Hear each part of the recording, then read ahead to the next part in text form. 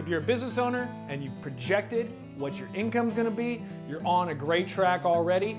What you need to do is understand the fallout from what those changes are gonna be from your early year projection to your update, what any increase or decrease means, and how you're gonna handle it. What we're gonna take a look at in this video are the tax element of it and the cash flow that leaves you with. We're gonna take a look at it right now.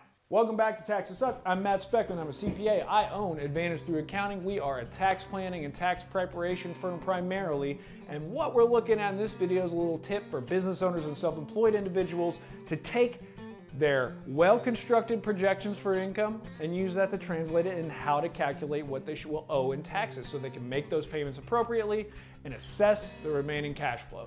So what we need to do this really are two main numbers. Your projection at the beginning of the year. In this case, we're just calling it January. And in this case, let's say that we expected $80,000 of income. Boom, right there, $80,000 was our income projection. And we get to July and we're gonna update that number. We actually look to be on track if we project out our through June figures to be on track for $100,000 in net profit, meaning that this number is what taxes are going to be calculated on. Let's see if we can get this pen to work. Okay, that's a great one. It's real thick, it's juicy, you can see it. Let's move forward. Now, so we have $20,000 increase versus what we expected. The important thing to know from a tax payment side is you should be paying based on whatever your current projection is, right? So if we were expecting $80,000 in income, we were going to have a tax projection amount that we were paying estimated taxes on very likely. So in this case, let's just assume that we're gonna go 20, or let's just throw a number out there. The taxes we're paying on this are gonna be $20,000, and in that case, we split these payments up into 4 quarterly payments. So if you're paying only through the estimated tax system, you're probably paying a quarterly payment of $5,000 each quarter. If you make 4 of those, you get to that $20,000 you expect, bada bing, bada boom, you're in a good spot. Now, we've updated this. So we've made, at this point we have 2 periods where we paid 2 payments of $5,000. Our total payment is $10,000 so far based on that $80,000 of projected income.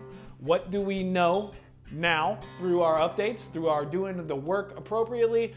We're expecting to make $100,000 in income. That's $20,000 increase. And of course, what's that gonna do?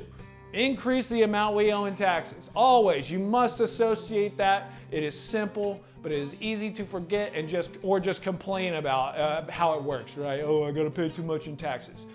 You're a business owner. You simply need to know that information so you can plan for it and figure out how you can control what you can control the best way possible. In this case, let's say that additional $20,000.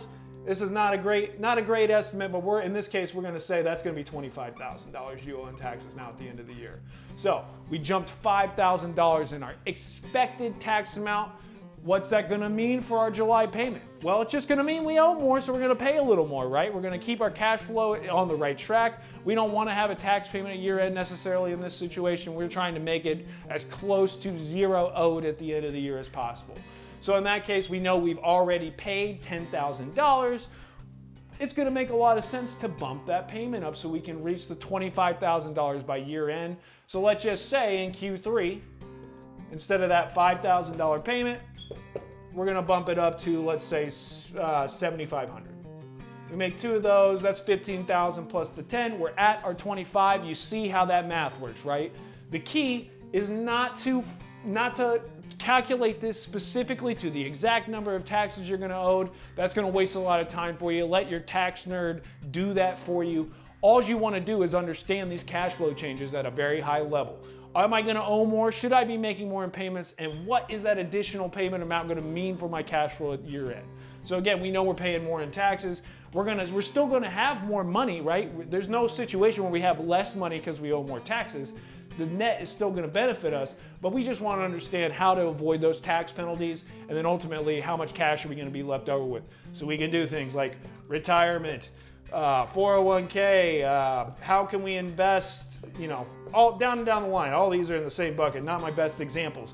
Point being, you're going to have a lot of decisions to make after you get to this point, but you can't make them until you get to this point. You got to have the income. You want to know how much you're going to pay in taxes. That's going to give you the leftover amount.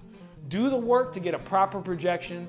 Do the work to understand how much taxes you're actually going to owe. If you have those numbers and you can figure out the net, you're in a great proactive spot. You're going to have a lot of good things you can do. You do that year over year, you're never going to find yourself behind the 8 ball. You're always going to be in front of it. Make sure you have this information and you're armed with it at the right time so you can make these decisions.